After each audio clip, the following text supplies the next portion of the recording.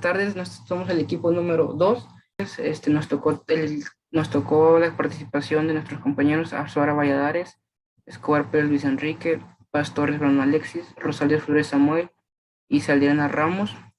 Empezaremos con el tema.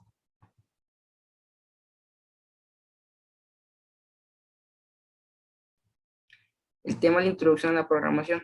Entraré primero dándoles una breve introducción en este tema, en el cual expondremos los siguientes puntos. Lo que es un algoritmo, las partes de una computadora. También veremos la evolución y el desarrollo de la computación en todas sus diferentes generaciones. Abordaremos los temas de hardware, el software, elementos de la computadora. También hablaremos sobre diagramas de flujos, metodología de solución de problemas y sobre todo también hablaremos de los diferentes sistemas operativos que existen para operar una computadora. Damos entrada con el primer subtema, que es una definición de qué es la computación. La computación es la ciencia encargada de estudiar los sistemas, más precisamente de computadoras, que automáticamente gestionan información. Esta computación es una ciencia, como aquí lo menciona, que pues, principalmente es la encargada de todo, todo el cerebro detrás de una empresa actualmente, ya que pues, guarda todos los datos de todas las personas que están en una institución. Así que pues, la computación es la pieza clave para que toda la estructura de la computación empiece a andar. Siguiente tenemos que es la computadora. Tenemos que definir qué es la computadora para empezar esto. La computadora es una máquina electrónica que permite procesar y acumular datos. También tenemos que es una máquina electrónica capaz también de procesar y devolver resultados en torno a determinados datos. Para que ésta realice esta tarea, cuenta con medios de entradas y medios de salida. ¿Qué quiere decir esto? Que pues, la computadora simplemente la ocupamos nosotros para escribir y la computadora se encarga de hacer todo el proceso. Nosotros hacemos un algoritmo y la computadora, ella lo hace por sí sola y te manda un resultado. ¿Qué queremos dar a entender con los entradas y salidas? Por decir, en una computadora te puede gestionar información desde una suma tan básica que tú le metes 2 más 4 y pues ella te arroja el resultado que es 6. O sea, prácticamente te estás ahorrando el trabajo de escribir como antes, a hoja, ahí a mano, y tener toda la información guardada ahí en un papelito.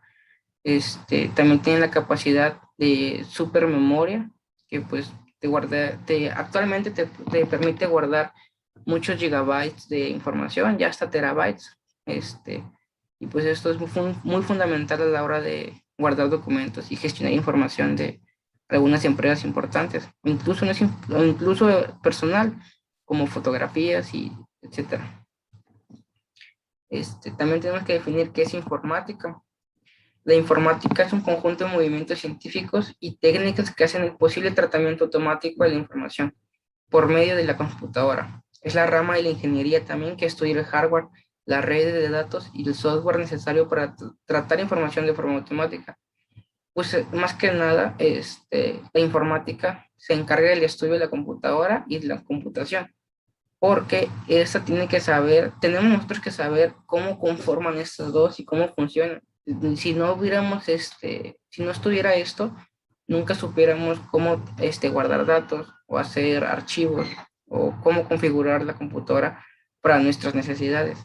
Por eso la informática es muy importante en el estudio ahorita, en la actualidad, ya que pues, la mayoría de las empresas y los lugares donde vamos a trabajar, estas ya funcionan con puras computadoras. Todos los datos se guardan automáticamente en computadoras, ¿verdad? Y es importante tener conocimiento de estas. Por el primer tema que tenemos es importancia de la informática en actividades laborales. Tenemos que ahorrar el tiempo, salvaguardar datos y capacitación para clientes, entre muchas otras. Tenemos que ahorrar tiempo y dinero, pues como ya fue mencionado anteriormente, nos ahorra demasiado tiempo al momento de guardar información o de escribir información. Tenemos muchos datos que guardar Pues simplemente nosotros agarramos un documento como PDF o un Word, escribimos ahí un sinfín de cosas y pues nos estamos ahorrando mucho tiempo ya que no escribimos a mano. Y también nos ahorramos dinero en cuestión de no gastar tanto papel. También contribuimos al desarrollo sustentable.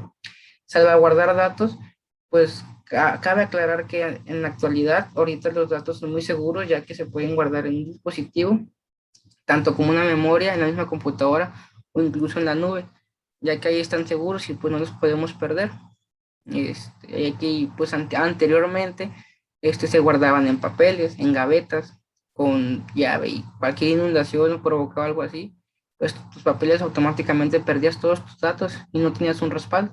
En la actualidad ahorita pues sí, ya sabes que pues todo se puede guardar en la nube o en memorias y pues todo esto siempre va a quedar guardado y vas a tener con qué respaldar tus datos. Y capacitación de clientes. Esto ahorita es muy importante en la actualidad por cómo nos estamos manejando con esto del coronavirus. Ya sabemos que todo está a distancia y pues es muy importante esto porque así hay personas que viven en otros estados o aquí mismo en la ciudad y tienen que ir a sus trabajos o entran a trabajar en algo y pues la única forma de capacitarse es por medio de las computadoras porque ya nos sirve para comunicarnos a distancia y hacer un sinfín de cosas. Así que pues es muy importante porque básicamente ahorita todos dependemos de la tecnología en estos momentos. Sin ella pues no podríamos trabajar como lo estamos haciendo en la actualidad y pues se vería muy afectado en el tema económico en la sociedad. Ahora tenemos que la informática en electrónica. ¿Cuál es la importancia de esto? Es de gran importancia, ya que gracias a la información, la electromecánica evoluciona a un ritmo acelerado, ya que ésta puede gestionar, controlar y de manera automática algún proceso que un ingeniero electromecánico requiera hacer. Ya sabemos que la electromecánica está basada en muchas configuración de sistemas. Tenemos que programar cosas y programar máquinas para que funcionen. Esto es gracias a la informática, que pues tenemos un lenguaje de hombre-máquina que pues es prácticamente pura informática. Y pues si no existiera la informática, todos los procesos que se hacen no se pudieran hacer automáticamente porque pues esto lo que hace es gestionar un trabajo de una maquila o de una empresa que tiene máquinas, simplemente con un algoritmo que nosotros le metemos, la máquina empieza a trabajar de forma sola, de forma automática, y pues te estás ahorrando el trabajo de muchas personas. Ahí entra mucho en juego la informática porque pues hay que saber programar, hay que saber manejar una computadora y hay que saber cómo funcionan todos sus elementos de entradas y de salidas de información. En eso basa la electromecánica y la informática. Están muy relacionados ahorita en la actualidad y pues no pueden estar sin una sin la otra. Entramos al tema de generación de las computadoras. Sabemos que la computadora, estamos viviendo una generación actual, que es la quinta, y estamos muy actualizados, pero antes de nosotros hubo otras, y pues no es importante conocerlas y ver cómo ha evolucionado el tema de la computadora. Tenemos por primera generación. En esta generación había un desconocimiento de capacidades de las computadoras, puesto que se realizó un estudio en esta época que determinó que con 20 computadoras se saturaría el mercado en los Estados Unidos con el campo de pensamiento de datos. Como vemos en esta imagen, las computadoras eran enormes en esos momentos, pues la verdad eran muy costosas. Tenemos unas características de la primera generación, las cuales las características de esta primera generación era que tenían tubos de vacíos para información, se usaban tarjetas perforadas para entregar datos a los programas, o sea, te imaginas la cantidad de tarjetas que teníamos que tener para hacer correr distintos programas, era una cantidad muy grande. También eran sumamente grandes, utilizaban gran cantidad de electricidad y generaban mucha calor y eran sumamente lentas a comparación de las de la actualidad. También se comenzaron a utilizar sistemas binarios para representar los datos, como el 0 y el 1. Eso es lo que representaban las tablitas. El 1 era el que estaba perforado y el 0 pues eran los que no estaban perforados. También tenemos la segunda generación. En esta generación las computadoras se reducen al tamaño y son de menor costo. Aparecen muchas compañías y las computadoras eran bastante avanzadas para su época, como la serie 5000 de Burs y la de Atlas de la Universidad de Manchester. Algunas computadoras se programaban por cintas perforadas y otro por medio de cableado y un tablero. En esta generación ya empezábamos a ver que usaban más los cables para hacer computadoras. Tenemos las características principales, ya es que usaban transistores para procesar información. Eso les da una rapidez más increíble. Como lo menciona aquí también, los transistores eran mucho más pequeños y más confiables que los tubos de vacío que usaban en la primera generación. Cabían 200 transistores que podían acomodarse en la misma cantidad de un espacio que tuvo el vacío. O sea, estamos hablando que 200 transistores ocupaban la capacidad de un tubo de vacío de la primera generación de computadoras. Vemos un gran cambio en ese aspecto. También se mejoraron los programas de computadoras que fueron desarrollados durante la primera generación. Se desarrollaron nuevos lenguajes de programación como COBOL y Fortran, las cuales eran comercialmente accesibles. Surgieron las minicomputadoras y los terminales a distancia y se comenzó a disminuir gradualmente el tamaño de las computadoras. Tenemos la tercera generación de computadoras que fue, esta emergió con el desarrollo de circuitos integrados, que son las pastillas de silicio, en las que se colocaban miles de componentes electrónicos en una integración en miniatura. Las computadoras nuevamente se hicieron más pequeñas, más rápidas, desprendían menos calor y eran energéticamente más eficientes. Sus características son: se desarrollaban circuitos integrados para procesar información, se desarrollaron los chips para almacenar información, y un chip es una pieza de silicio que contiene los componentes electrónicos en miniaturas, llamados semiconductores. Los circuitos integrados recuerdan los datos, ya que almacenan información como cargas electrónicas. Surge la multiprogramación y también las computadoras pueden llevar a cabo ambas tareas de procesamiento o análisis matemáticos. Emerge la industria del software y se desarrollan minicomputadoras como la IBM 360 y la DEC PD-1. Otra vez las computadoras se tornaron más pequeñas, más ligeras y más eficientes. Consumían menos energía y por lo tanto generaban menos calor. Ya vemos que las computadoras con el paso del tiempo se buscaba lo mismo siempre, hacerlas mucho más potentes y pues también reducían el tamaño de estas. Tenemos la cuarta generación, aparecen los microprocesadores, que es un gran adelanto a la microtecnología. Eran circuitos integrados de alta densidad y con una velocidad impresionante. Las microcomputadoras son en base a estos circuitos extremadamente pequeñas y baratas, por lo que su uso se extiende al mercado industrial. Aquí nacen las computadoras personales que han adquirido proporciones enormes y que han influido en la sociedad en general sobre la llamada revolución informática. Las características de la cuarta generación son: se desarrolló el microprocesador, se colocaron más circuitos dentro de un chip, Large Circuit, esos son tipos de chips que existían, LSI, Large Scale Integral Circuit, y VLSI, Very Large Scale Circuit. Eso simplemente la escala, como lo dice, del circuito, que eran, bueno, entre más grandes y eran más pequeños. Después nos menciona que cada chip puede tener y hacer diferentes tareas.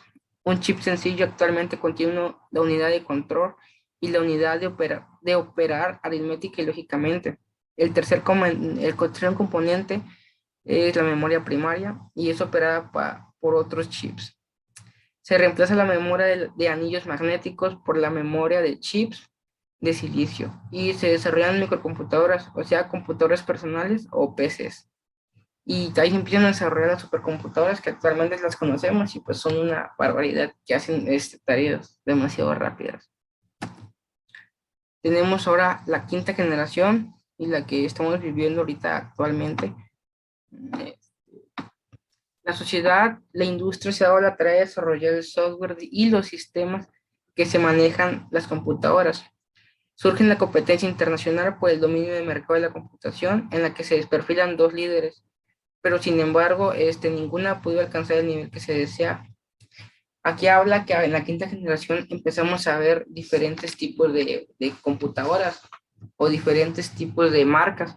En la actualidad, pues ahorita ya conocemos que existen un sinfín de marcas, está Toshiba, está Dell, y todas son compañías diferentes que pues todos buscan este, alcanzar el límite, que pues, por el momento nadie no puede alcanzar el nivel. Nos menciona que Japón lanzó en 1893 el llamado Programa Quinta Generación de Computadoras, con el objetivo explícito de producir máquinas con innovaciones reales en los criterios mencionados. Y en los Estados Unidos, ya esta actividad, un programa en el que desarrolló un que persigue objetivos semejantes que pueden resumirse de la siguiente manera. Se desarrollan microcomputadoras personales y se desarrollan supercomputadoras también.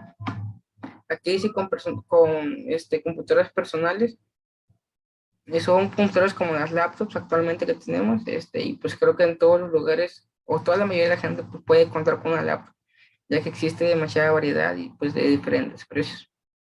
Las características de esta quinta temporada, de esta quinta generación, disculpe, fue la inteligencia artificial, se empezó a ver, es el campo de estudio que trata de aplicar los procesos de pensamiento humanos usados en la solución de problemas de la computadora. ¿Dónde vemos esos? En los dispositivos que tenemos, ya sea iOS o Android, las llamadas Alexa, Siri, y todos esos son inteligencia artificial que actualmente están innovando mucho en la tecnología actual. Tenemos la robótica, es el arte y la ciencia de la creación de empleos del robot. Un robot es un sistema de computacional híbrido, independiente que realiza tareas físicas y de cálculo. Está siendo diseñado con inteligencia artificial para que pueda responder de manera más efectiva a situaciones no estructuradas. ¿Qué quiere decir? Que pues la robótica está de la mano con la generación de computadoras, ya que entre más avanza el tiempo, pues las computadoras son prácticamente capaces de hacer lo que no se imagina. Sistemas expertos. Un sistema experto es una aplicación de inteligencia artificial que usa una base de conocimientos de la experiencia humana para ayudar a la resolución de sus problemas. Tenemos redes de comunicación, son los canales de comunicación que interconectan las terminales y computadoras. Se conocen como redes de comunicación. Todo el hardware que soporta las interconexiones y todo el software que administra las transmisiones. Más adelante veremos el término de hardware y también veremos sus partes y veremos también qué significa software para que les quede un poco más claro. A continuación, mi siguiente compañero.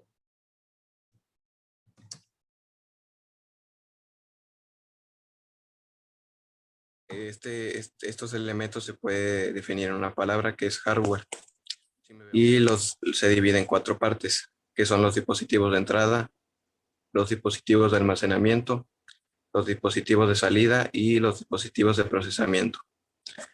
Bien, los dispositivos de entrada. Los dispositivos de entrada son aquellos que permiten introducir información a la computadora. Un ejemplo de estos es el teclado, el mouse, el escáner, audífonos, micrófonos, etc. Los dispositivos de almacenamiento. Estos son los que permiten guardar información que tú quieras poner en una unidad de almacenamiento, ¿verdad? Que son la unidad de DVD, los de CD, disquetes y memoria USB, aunque los disquetes ya casi no se utilizan hoy en día. Los dispositivos de salida. Los dispositivos de salida son, ¿cómo decirlo? Son información que es de manera legible para nosotros los humanos. Y algunos ejemplos de estos sería la impresora, las bocinas, el monitor, los audífonos, etcétera, entre otros. Y seguimos con los dispositivos de procesamiento. Los dispositivos de procesamiento hacen que la computadora funcione en sí, que sería el microprocesador, la tarjeta de video, la memoria RAM y la tarjeta madre.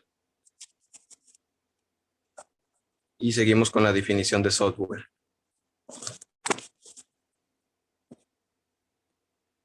Y bien, un software es un término informático que hace referencia a un programa o conjunto de programas de cómputo, así como lo son los datos, los procedimientos y las pautas que permiten realizar distintas tareas en un sistema informático.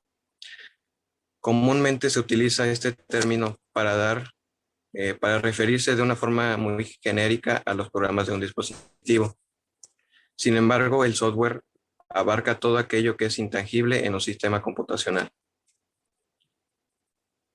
Y bien, les voy a hablar sobre la clasificación del software. Y este se divide en tres. Seguimos con el primero, que es el software de sistema. Un software de sistema es aquel que se utiliza para gestionar y controlar componentes del hardware. El software del sistema se encarga de un buen funcionamiento de todos los componentes de la computadora, así como el uso de herramientas para acelerar el equipo. Un ejemplo de estos es el sistema de Windows, el Android, el iOS, Linux, etcétera. Y el segundo software, que es el software de... Y bien, el segundo software, que es el software de aplicación. El software de aplicación permite que el usuario complete varias tareas, y hay varias categorías de este software, que son el software de propósito general. Un ejemplo de estos es el Office Word y el Excel. El segundo sería el software de propósito específico, que son sistemas educativos, sistemas médicos, etc. Y en general, el sistema de aplicación son los que se utilizan, cotidianamente en las escuelas, que son el Word, el Excel, PowerPoint, etc. Y seguimos con el tercer software, que es el software de programación. El software de programación permite a los desarrolladores de aplicaciones utilizar un lenguaje de programación necesarios para crear, mantener y ejecutar programas. Hay varios tipos de software de programación, como lo son los lenguajes de programación, programas de biblioteca, traductor de software, el compilador, el ensamblador y el intérprete. Los ejemplos de programas que serían el Microsoft Visual Basic, el COBOL, el RPG, el C++ y el Java. Estos son algunos que se usan para la programación en la informática. Se utilizan más que nada para aquellos que son principiantes en este tipo de software de programación. Y los dejo con mi siguiente compañero.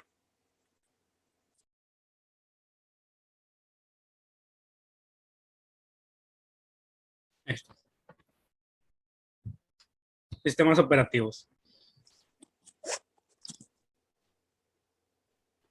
Un sistema operativo es un conjunto de programas que permite manejar la memoria del disco, medios de almacenamiento, funciones y los medios de diferentes periféricos o recursos de nuestra computadora, como son el teclado, el mouse, la impresora, la placa de red, entre otros.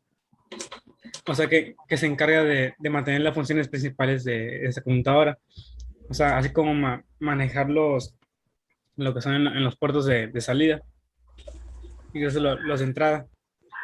Así también funciona como lo que distingue a cada sistema operativo de cada uno. Bueno, que el sistema operativo se encarga de las principales funciones como manejar los puertos de salida y también en los puertos de entrada, como la red, la impresora, en otros, etcétera. Ya dependiendo de cada sistema operativo, pues tiene diferentes funciones. Ya, que puede ser para dispositivos de telefonía o computación, para también en programación y otros sistemas, etcétera. Las principales funciones del sistema operativo en el procesador que ejecuta las instrucciones que indican los programas almacenados en la memoria. Eso se refiere a que puede indicar lo que en una programación, lo que ya está programado, por así decirlo, lo empieza a procesar. Y esto hace que maneje la información que ya está predeterminada. Así también esto ejecuta las acciones que se consideran o que se quieren hacer, ya que sea que se hayan actualizado de una manera intérprete. La memoria. Todo programa que se ejecute en una computadora o cualquier dato que se requiere procesar debe estar en la memoria, por lo que es necesario regular su uso y ocupación. Así también la memoria, esto es importante ya que debemos tener un espacio almacenado donde tener toda la información que vamos a utilizar y también lo que vamos a programar. Es también muy importante tener un orden en la memoria, Por ejemplo, a veces se va almacenando la información de caché. Es lo que va sobrando de todos los sistemas operativos, de las acciones que se van formando. Y es lo que se le debe dar cierto mantenimiento cada tiempo, ya que si hay mucha información en la memoria, esta puede llegar a ser muy lenta y puede no estar procesando bien la información. En los periféricos, todos los programas necesitan realizar operaciones de entrada y salida sobre sus unidades periféricas para el control de las mismas. Eso sí, como todo lo que es de la impresora, del mouse, del teclado, es lo que son los sistemas periféricos, eso también lo controla, ya que necesita recibir la información de que están conectados a la computadora y que se van a procesar con ellos, ya que son herramientas importantes para el uso de la computadora. La información, los datos tienen que estar bien controlados para evitar errores y fallos durante la ejecución. Esto sí es lo que está en los datos predeterminados, ya que lo que estaba ya hecho debe estar bien escrito, ya que con cualquier error de ortografía puede haber hecho que el sistema indique otra cosa y puede llegar a hacer otras acciones que no queremos que haga.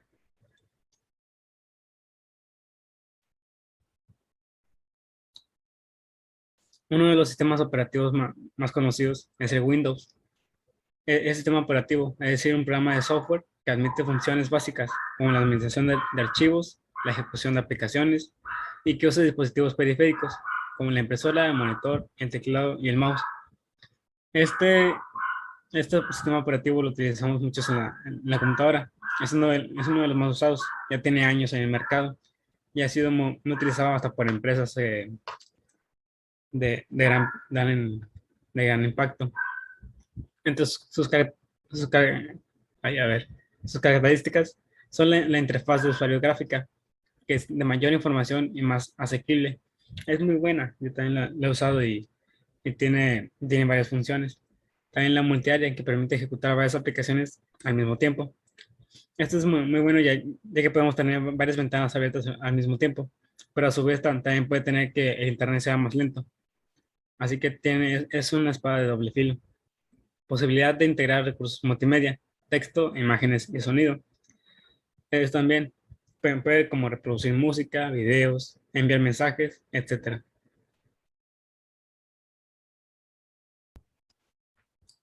Bueno, el siguiente sistema operativo es el Mac OS. El sistema operativo de Macintosh en multiáreas, ya que mediante el cual tienen una computadora procesa varias tareas. Al mismo tiempo, esto es que las tareas en segundo plano reciben tiempo de procesado durante los tiempos muertos de la tarea que se encuentra en primer plano, y siempre que esta aplicación lo permita.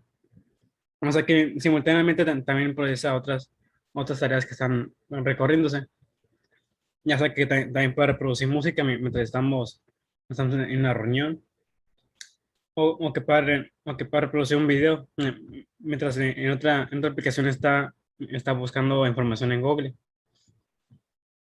Eso también puede servir para hacer varias cosas a la vez y buscar información en más lugares. Es muy útil también para hacer tareas, hacer... El siguiente sistema es Linux. Linux es multiusuario, multitarea y multiplataforma. Además puede funcionar en modo consola para un consumo mínimo de recursos, pero que también podemos hacer funcionar con entorno gráfico, instalando uno mediante comandos de terminal o adquiriendo un paquete en el que venga uno incluido. Si quieres probarlo, puedes usar una máquina virtual antes de instalarlo en tu PC. Como dice, o sea, es multiusuario, multitarea y multiplataforma. O sea que también tiene un gran entorno para el sistema gráfico y recorre bien los sistemas de operación para lo que son sistemas gráficos, lo cual se utiliza más en videojuegos, que también igual como en modo consola para un mínimo uso de recursos. Ya que a la hora de correr un videojuego, pues también sí se procesan mucha información a la hora de que la memoria RAM tiene que estar trabajando más para correr todo lo que se trabaja en el juego.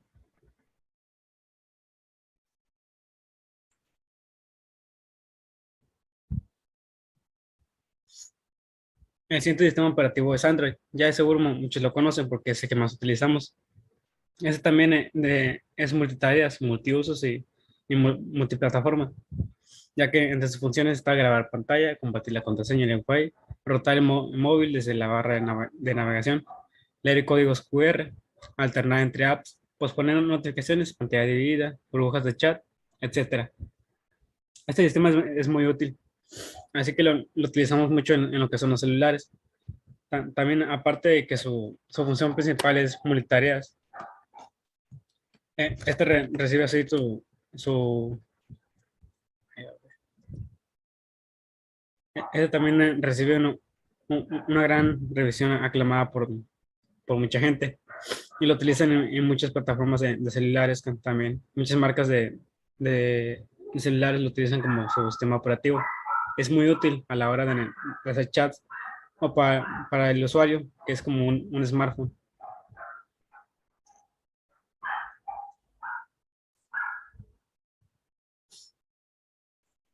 El siguiente sistema es el iOS. También es de los más usados, de los más demandados. Aparte de que el sistema operativo es muy útil, se ha ido actualizando más con el tiempo. Es muy rápido, es muy eficiente. Igual, le hace competencia al Android, ya que es multitarea. Y entre sus funciones está crear reuniones de Microsoft Teams en eventos de calendario de Security Small. O sea que también puede programar las funciones así automáticamente. Ya nada más lo instalas una vez y ya lo está recorriendo todos los días que la hayas actualizado. Es igual, lo programa la reunión a la hora que es.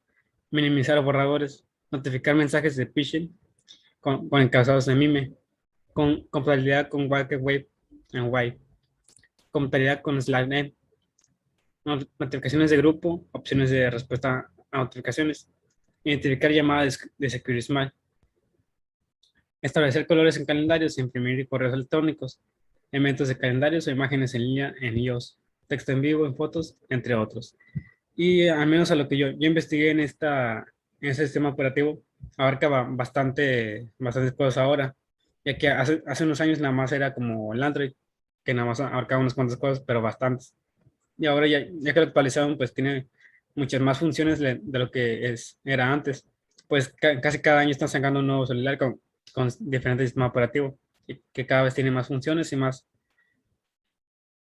sistemas en los que podemos utilizarlos. Es el teléfono inteligente que más ha demandado en el mundo y su sistema operativo que cada vez evoluciona muy rápido.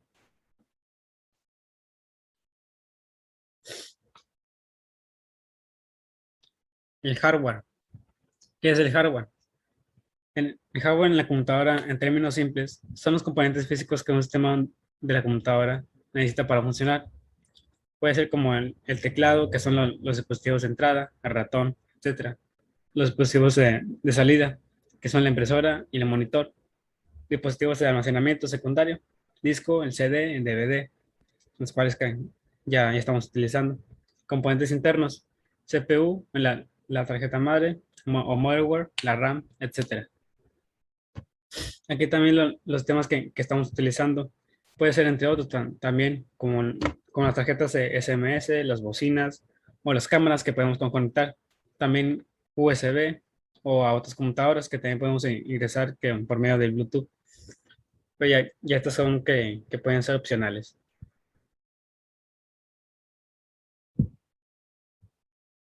Los algoritmos. ¿Qué son los algoritmos?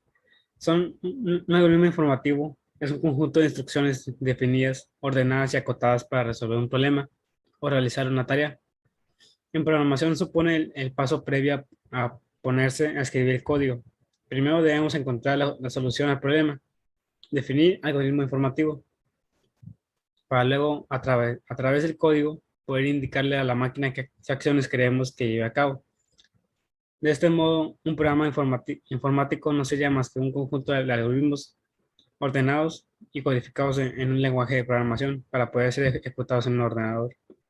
Aquí también es donde entran los algoritmos, ya que están predeterminados para que los sistemas operativos puedan utilizarlos. Se puede decir que es como la herramienta para el sistema operativo, lo que va a utilizar.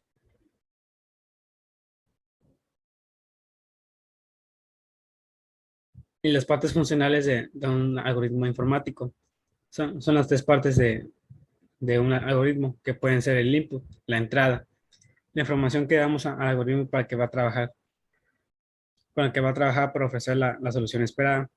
Aquí lo primero pues, que podemos poner que es el problema, lo que se nos presenta o a una duda que tengamos. Bueno, pues la escribimos todo, se lo presentamos a la computadora y este va a buscar una solución o una respuesta a nuestra duda. ¿Qué es el proceso? Conjunto de pasos para que a partir de los datos de entrada llegue a la solución de la situación. Aquí en este proceso va a estar buscando la situación a la que estamos presentándonos y va a buscar la solución.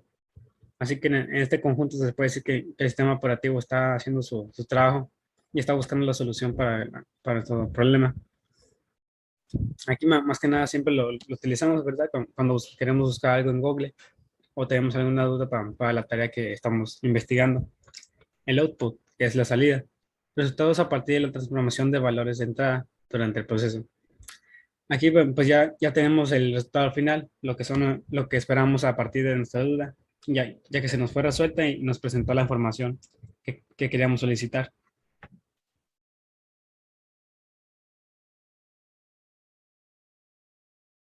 Soy el alumno Abraham Avicello Valladares y le voy a hablar de qué es un algoritmo.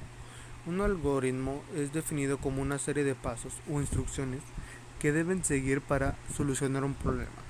Existen algunos algoritmos, como son los cualitativos y los cuantitativos, los cuales se involucran en su estructura, llevan entrada, proceso y salida de datos.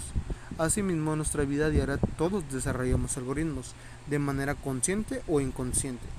Sin embargo, deberán seguir ciertas características que cumplan la creación del algoritmo. Para el diseño del algoritmo se entenderá que cada problema es distinto, por lo tanto aquí dependerá del éxito o el fracaso del mismo. Características de los algoritmos. Las características de los algoritmos son: un algoritmo debe ser preciso e indicar el orden en que se realiza cada paso. Un algoritmo debe estar definido. Si se sigue un algoritmo dos veces, se debe obtener el mismo resultado cada vez. Un algoritmo debe ser finito. Si se sigue un algoritmo, se debe terminar en algún momento, o sea, debe tener un número finito de pasos. Ahora les voy a hablar de qué es el pseudocódigo. La definición del pseudocódigo es: en ciencias de la comunicación y análisis del número, el pseudocódigo o lenguaje de descripción algorítmica es una descripción de alto nivel, compacta e informal de principios operativos de un programa informático u otro algoritmo. ¿Y cómo se estructura un algoritmo pseudocódigo? Todos los algoritmos en pseudocódigo tienen la siguiente estructura general: proceso, acción 1, acción 2, acción n y el fin de proceso. Comienza con la palabra clave proceso. Le sigue una consecuencia y de una instrucción, una secuencia de instrucciones en una lista de una o más instrucciones y o estructuras de control. Y finaliza con la palabra clave fin de proceso.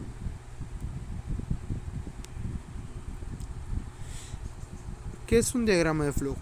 El diagrama de flujo de procesos es la representación más simple y preliminar del proceso. Sirve para dar inicio a su comprensión posterior y más compleja del proceso. Por lo general, no hay excepción o problemas que puedan ocurrir durante el proceso del diagrama de flujo. Reglas del diagrama de flujo. Las reglas del diagrama de flujo son: los diagramas de flujo se deben escribir de arriba hacia abajo y de izquierda a derecha. Todos los símbolos, excepto las líneas de flujo, deben llevar en su interior información que indique su función exacta. Un elemento no puede tener más de una salida si no es un elemento de decisión. Existen opciones que más adelante vamos a ver. Y por último, las líneas del diagrama de flujo no se pueden cruzar. Eso sería todo de mi parte.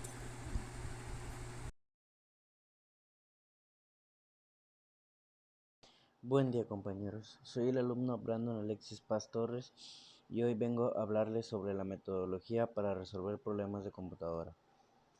La secuencia de pasos para la metodología de la solución de un problema utilizando la computadora son: definir el problema, analizar el problema, diseñar el algoritmo, diagrama de flujo, pseudocódigo, codificar, compilar, depurar y ejecutar programa, elaborar documentación, definir el problema, definir qué desea que realice la computadora, análisis de problema. Datos de entrada: ¿cuál es la información que se desea producir? Es decir, salir. Definir el problema. Definición o análisis del problema. Consiste en el estudio detallado del problema. Se debe identificar los datos de entrada, de salida y la descripción del problema. Diseño del algoritmo, que describe la secuencia ordenada de pasos que conduce a la solución de un problema dado. Algoritmo. El primer paso. Análisis del problema. Requiere un estudio a fondo del problema y de todo lo que hace falta para poder abordarlo. Es el primero y más importante de los pasos, todo el proceso de investigación. El problema permite conocer y delimitar el terreno de lo desconocido. Es decisivo en el resultado final. Una definición incorrecta nos lleva a encontrar una pseudo-solución. Su planteamiento adecuado no solo implica considerar la situación problemática, es necesario también atisbar las posibles vías de solución. El planteamiento correcto del problema significa, en ocasiones, más que de la mitad de su solución. Análisis del problema. El primer paso, análisis del problema, requiere un estudio a fondo del problema y todo lo que hace falta para poder abordarlo.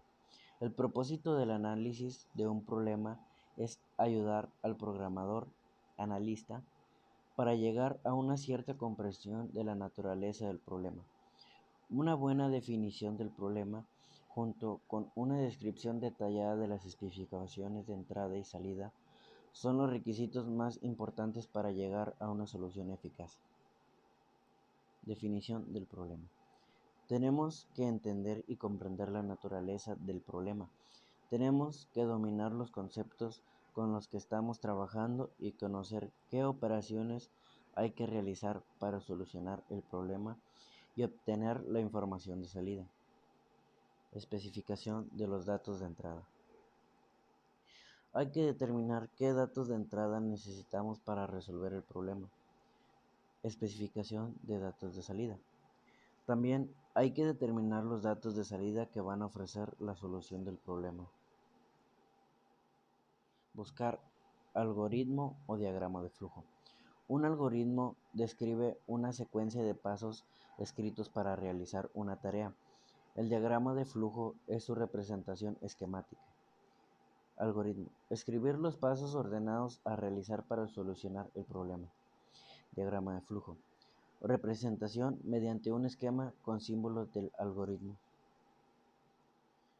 Codificar, compilar, depurar y ejecutar. Al probar un programa, identificamos los errores que se presentan durante la ejecución del programa. Para esto, iniciamos la prueba pendientes hasta de más mínimo error que pueda ocurrir, verificando todos los resultados y considerar todas las posibles situaciones, normales y aún las anormales. La depuración consiste en eliminar los errores que se hayan detectado durante la prueba para dar paso a una solución adecuada y sin errores. Documentación. Es la guía o comunicación escrita que sirve como ayuda para usar un programa o facilitar futuras modificaciones a personas que usen el programa más adelante. Debe presentarse en tres formas: externa e interna. La solución interna consiste en comentarios que se agregan al código del programa, que explican las funciones que realizan ciertos procesos, cálculos o fórmulas para el entendimiento del mismo. La documentación externa o manual técnico está integrado por los siguientes elementos: Descripción del problema. Nombre del autor. Diagrama del flujo y o pseudocódigo. Lista de variables y constantes. Codificación del programa. Esto con la finalidad de permitir su posterior adecuación a los cambios. Implementación del problema. Implementar significa realizar los cambios que pongan la solución en marcha.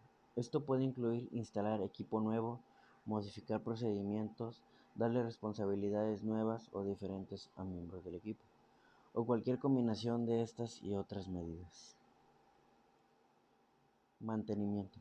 El mantenimiento de un software se puede realizar básicamente en dos sentidos: reparación o modificación. Una vez implementada la aplicación, todavía pueden producirse errores no detectados en las fases anteriores, los cuales implicarán efectuar reparaciones. Por otra parte, pueden ser que a la aplicación se le quiera ampliar o cambiar alguna funcionalidad, lo cual llevará consigo realizar modificaciones.